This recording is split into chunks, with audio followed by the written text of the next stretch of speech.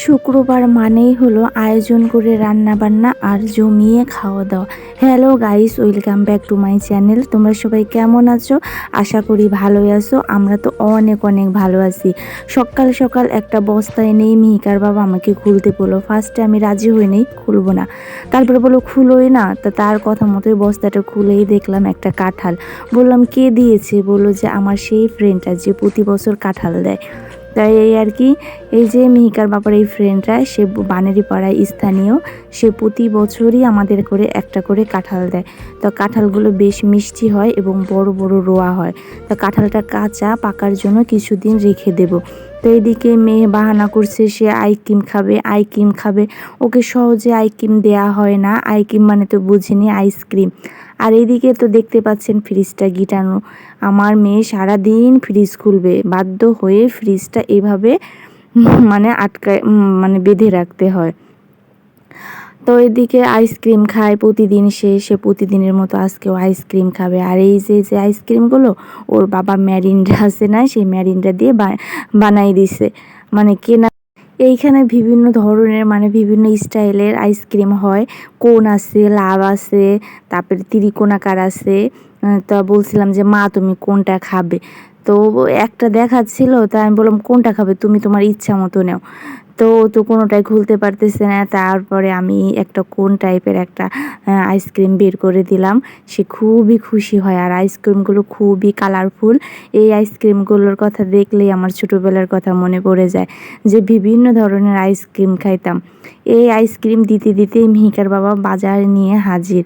শুক্রবার মানেই তো অনেক ধরনের বাজার করে। তো এইদিকে 2 ধরনের মাছ আনছে, এটা হলো ছোট মাছ।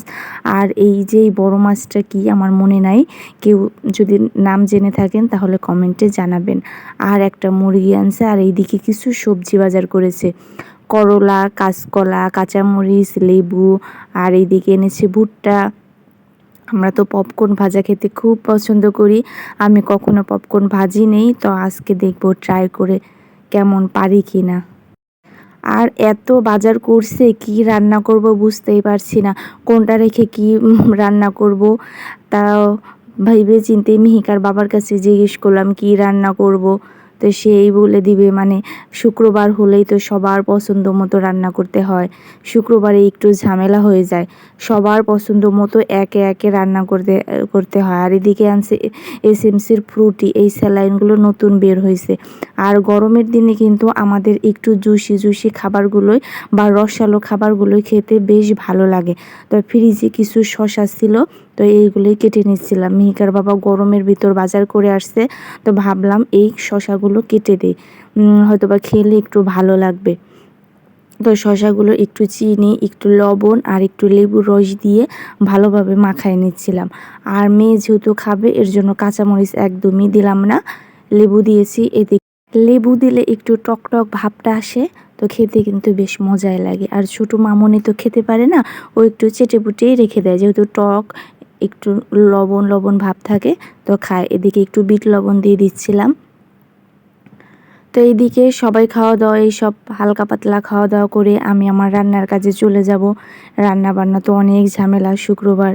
তো এইদিকে শসা মিহিকার বাবাকে দিয়ে আমিও খেয়ে নিচ্ছিলাম। এদিকে খালা ছিল, খালাকেও দিচ্ছিলাম। তো গরমের মধ্যে শসা খেতে বেশ ভালোই লাগে। তো এই যে আমার এদিকে রান্না বান্নাও কমপ্লিট। রান্না কিন্তু মুহূর্তের মধ্যেই হয়ে যায় নাই। এই রান্নার ভিডিওটা 2 ঘন্টা পরে করছি। রান্না করতে আমার প্রায় 1.5 ঘন্টার মতো সময় লাগছে।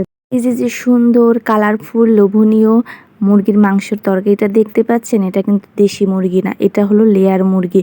বেশ কয়েকদিন ধরে হলো লেয়ার মুরগি খেতে ইচ্ছা করছে, তো মিহিকার বাবাকে বলা মাত্রই নিয়ে আসছে। এদিকে ছিল দুধ, লাল শাক, লাউ রান্না করেছি। আমি আর অন্য কিছু দিয়ে ভাত খাবো না, মুরগির মাংসটা দেখেই আমার এত লোভ লাগছে, অন্য কিছু আর আমার যাবেই না। তো এইদিকে 1 প্লেট ভাত, আর সাথে কি বলবো, ঝাল ঝাল লাল, ওফ কি দারুণ তাই না? বেশ কিন্তু মজা। আমি বেড়ে নিচ্ছিলাম, আর ওদিকে হলো মিহিকার বাবাও খাচ্ছে, সে টিভি দেখছে আর খাচ্ছে। আর মেয়েদের খাওয়া দাওয়া কমপ্লিট করে আমি হলো নিরিবিলি আজকে একটু একা একা খাবো। রিদিকার সামনে খাইতে গেলে সে টানাটানি করবে, মানে একদম অস্থির করে ফেলে। এর জন্য আমি হলো টেবিলে খাইতে বসবো। আর ওদিকে মিহিকার বাবা, মিহিকা, রিদিকা সব ঘরে টিভি দেখছে আর খাচ্ছে। অনেকেই আছে রান্না বান্না খুবই কষ্ট মনে করে, ঝামেলা মনে করে। আসলে রান্না বান্না অনেক কষ্ট ঝামেলা হলেও কিন্তু আমার বেশ ভালোই লাগে। আর রান্না করে যদি কেউ একটু প্রশংসা করে, ও সব কষ্ট আমি ভুলে যাই। তো এইদিকে বেড়েই নিয়ে আমি খাওয়া দাওয়া শুরু করে দিচ্ছিলাম। তো বন্ধুরা ভালো থাকবেন, আজকের ভিডিওটি এই পর্যন্তই। আর ভালো লাগলে অবশ্যই লাইক কমেন্ট শেয়ার করে পাশেই থাকবেন। আর ভিডিওটি কেমন লাগলো অবশ্যই জানাবেন। তো ভালো থাকুন, সাবধানে থাকুন, টাটা। দেখা হচ্ছে নতুন আরেকটি ভিডিও নিয়ে।